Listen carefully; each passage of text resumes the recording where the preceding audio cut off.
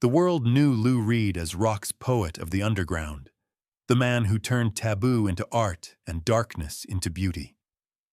But on a spring evening in 1974, inside a crowded Manhattan gallery opening, Reed became something else entirely.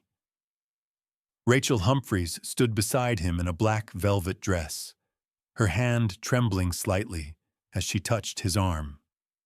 The question she whispered was simple, innocent even. His response would haunt him until his dying day and expose the ugliest truth about a man who claimed to champion the marginalized. What happened in those 30 seconds revealed more about Lou Reed than any lyric he ever wrote, and the witnesses to that moment carried the secret for decades. If you're watching this story unfold, consider subscribing to our channel. We dive deep into the untold moments of rock history that shaped the legends we thought we knew. The Andy Warhol retrospective at the Whitney Museum wasn't just another Manhattan art event in April 1974.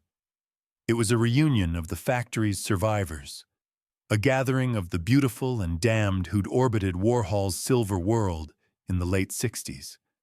Lou Reed arrived fashionably late, as always, wearing his trademark leather jacket and dark sunglasses, even though the sun had set hours ago.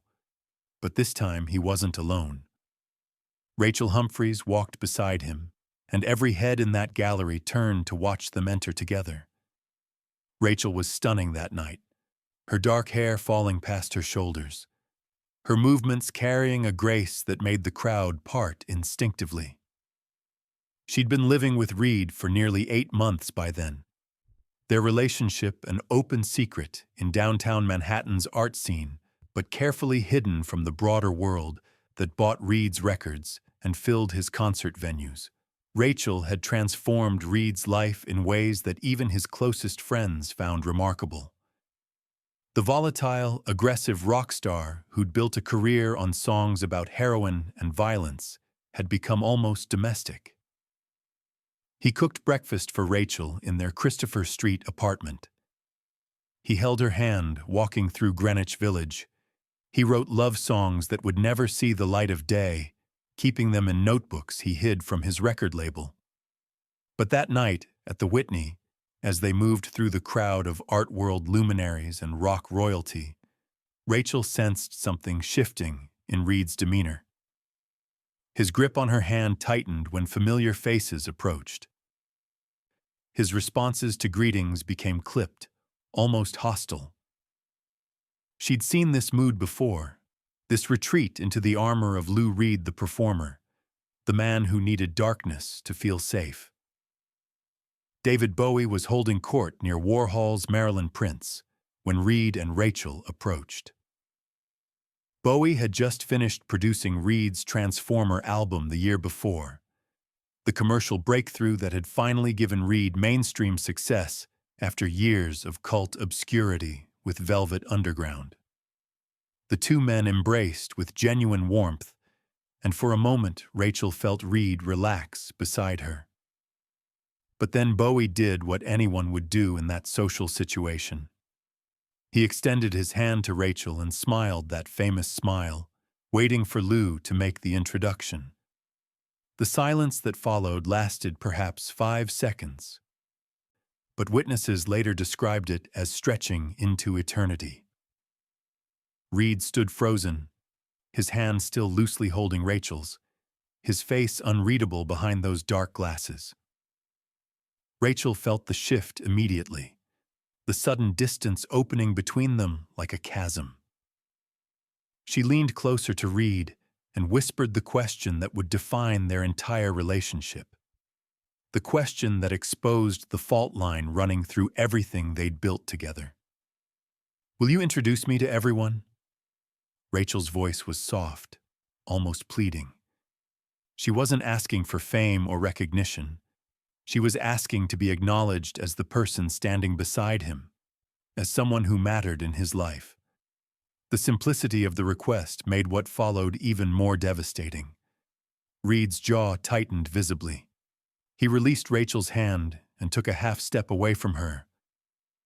creating physical distance that everyone nearby immediately noticed. When he finally spoke, his voice carried the cold, detached tone he usually reserved for journalists he despised. "This is Rachel," he said flatly, offering no context, no explanation, no warmth. "She's with me." The dismissal in those 4 words hung in the air like poison gas. Bowie's smile faltered. Warhol, who'd been approaching the group, actually stopped walking mid-stride. But Rachel wasn't finished. The hurt in her eyes transformed into something harder, more desperate. "I mean, really introduce me, Lou," she said, her voice rising just enough for the cluster of people nearby to hear clearly. "Tell them who I am to you. Tell them what I mean to you." The surrounding conversation died completely. Everyone within 20 feet was now watching this private moment become public spectacle. Reed's face flushed red beneath his pale skin, his hands curled into fists at his sides, and then he said the words that would become infamous among those who witnessed them. The response that Rachel would repeat to close friends years later when trying to explain why she eventually had to leave him. "You're someone I'm with right now," Reed said, his voice loud enough to carry through the suddenly silent gallery space. "That's all anyone needs to know." The cruelty in that statement, the reduction of Rachel's existence to a temporary circumstance, hit her like a physical blow. But Reed wasn't done. He was spiraling now, his own demons seizing control. The same self-destructive impulse that had sabotaged relationships throughout his life, now targeting the one person who'd actually broken through his walls. "I don't owe anyone an explanation about my private life," he continued, his voice rising. "I don't owe you a public declaration. You knew what this was when it started." Rachel's composure finally broke. Tears filled her eyes but didn't fall, her pride holding them back through sheer force of will. "I knew I loved you," she said quietly. But in that silent gallery, her words reached everyone. "I thought you loved me too." She turned and walked toward the exit, her heels clicking on the polished floor, her back straight despite the devastation written across her face. Reed didn't follow her. He stood there, surrounded by witnesses to his cruelty, and did the most Lou Reed thing possible. He turned to Bowie and started talking about music, pretending nothing had happened, building a wall of casual conversation over the wreckage he'd just created.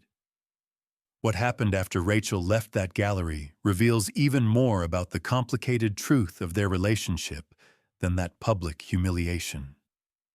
Reed didn't return to their apartment that night. He went to Max's Kansas City and drank until the bar closed, then found his way to a recording studio where he had standing access and spent the hours until dawn laying down guitar tracks for songs he'd never release. The engineer who was there that night, a man named Tommy Erdelier, who'd later find fame as Tommy Ramone, remembered Reed playing the same chord progression for 3 straight hours, his fingers bleeding onto the strings, tears running down his face behind those sunglasses he never removed, even at 4 in the morning. Rachel, meanwhile, had returned to their apartment and systematically removed every trace of herself from the space they'd shared. Her clothes, her toiletries, the books she'd been reading, even the groceries she'd bought just days before. She left only one thing behind, a handwritten note that Reed would discover days later when he finally came home. Nobody knows exactly what that note said. Reed never discussed it publicly, and Rachel refused interview requests for the rest of her life. But several of Reed's friends reported that he kept that piece of paper in his wallet for years afterward, pulling it out when he was drunk and reading it silently, his face collapsing into expressions of regret so profound they were painful to witness. The full truth about that night didn't emerge until 2019, 6 years after Reed's death, when archival researchers at the Rock and Roll Hall of Fame discovered something extraordinary in a box of donated materials from Reed's estate. Among the photographs and lyric sheets was a cassette tape, unlabeled except for a date written in Reed's handwriting, April 18, 1974, the same night as the Whitney Gallery opening. The tape contained a recording Reed had made in that studio with Tommy Erdelai, but it wasn't music. It was Reed talking, rambling really, speaking into a microphone with the tape rolling as he tried to work through what he'd done. His voice on that recording reveals a man at war with himself, someone who understood exactly how badly he'd hurt Rachel, but couldn't reconcile that knowledge with the persona he'd built his entire career around. "I destroyed something beautiful tonight," Reed says on the tape, his words slightly slurred from alcohol. "I destroyed it because I'm too fucking scared to protect it. Because if people know I love her, if I let them see that I need her, then they have power over me. Then I'm vulnerable." He pauses, and the sound of him lighting a cigarette is audible. "But I just gave power to everyone in that room by showing them I don't have the courage to stand beside the one person who actually knows me. I'm a coward pretending to be dangerous." The recording goes on for nearly 40 minutes, and it's among the most raw, unguarded moments Reed ever captured. He talks about his fear of his own sexuality, about the years of conditioning from his family who'd sent him for those horrific treatments when he was young. He talks about his record label's concerns that his relationship with Rachel would hurt his commercial appeal, about managers and publicists who'd explicitly told him to keep Rachel hidden. And he talks about Rachel herself, describing her with a tenderness that makes the gallery incident even more heartbreaking. "She sees through all my bullshit," he says. "She loves me anyway, and I just punished her for it because I'm too broken to accept that kind of love." This is where the story deepens into something more complex than simple cruelty. The Transformer album, released in 1972 before Reed and Rachel's relationship began, had made Reed a star beyond the underground scene he'd inhabited with Velvet Underground. Songs like Walk on the Wild Side had brought Reed mainstream success while exploring themes of sexual fluidity and gender nonconformity that were revolutionary for early 70s radio. Reed had built his commercial breakthrough on the backs of the trans women and drag queens he'd known at the factory, people like Candy Darling and Holly Woodlawn, whose stories became verses in his most famous song. He'd been celebrated for his brave artistic choices, for bringing these marginalized voices into the mainstream.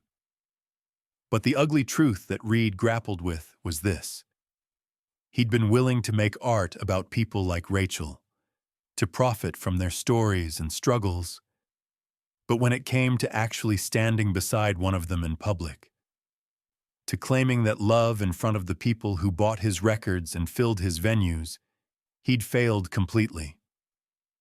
The hypocrisy was crushing, and Reed knew it. That's what the gallery incident really revealed, not just his cruelty in the moment, but the deeper contradiction between his artistic persona and his personal courage. He'd written Walk on the Wild Side about trans women he'd known, turned their lives into radio-friendly poetry, but when his own heart led him to Rachel, he didn't have the strength to follow through. What Rachel did in the months following that night shows remarkable strength and dignity. She didn't disappear from Reed's life immediately. Instead, she gave him exactly one chance to make things right, a chance he would ultimately fail to take.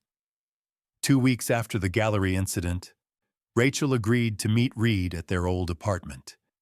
He'd been calling constantly, leaving messages that ranged from defensive to apologetic to desperately loving. When they finally sat across from each other in that Christopher Street living room, Rachel presented him with a simple choice. Either he was ready to acknowledge their relationship publicly, to stand beside her without shame or fear, or they were finished. No more hiding. No more pretending she was just someone he was with right now. Reed's response was to promise her everything. He swore he'd be different, that the gallery incident had been a wake-up call, that he understood now what mattered. Rachel wanted to believe him. For another year, they tried to make it work, but Reed never fulfilled his promises.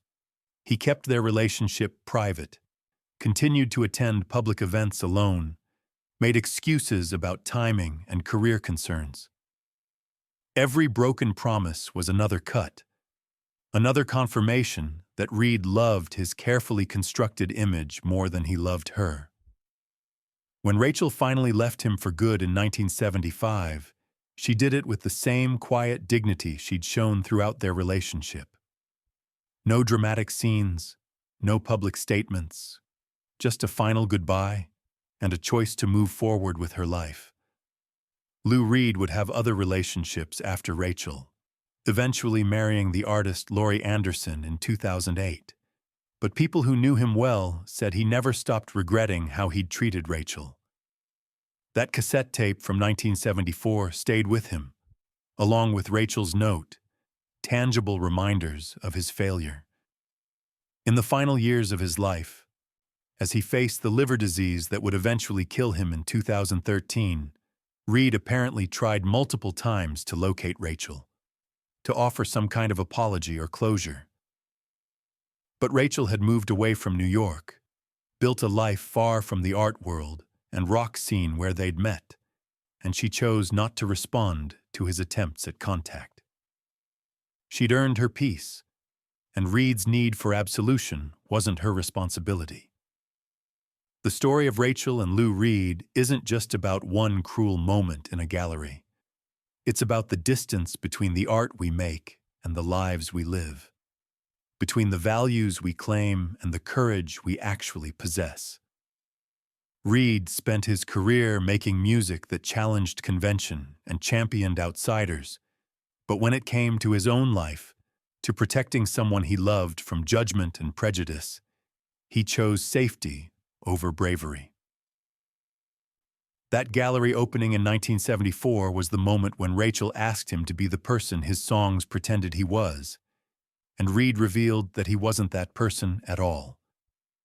The shame in that realization followed him until the end, a private regret that no amount of artistic success could ever erase. Rachel asked a simple question that night, the kind of question anyone in love has a right to ask. Will you introduce me to everyone? Will you claim me publicly as someone who matters to you? Reed's answer, delivered in front of witnesses and preserved through their memories, remains one of rock history's most shameful moments, because it revealed the gap between Lou Reed the artist and Lou Reed the man, a gap that proved too wide for love to bridge.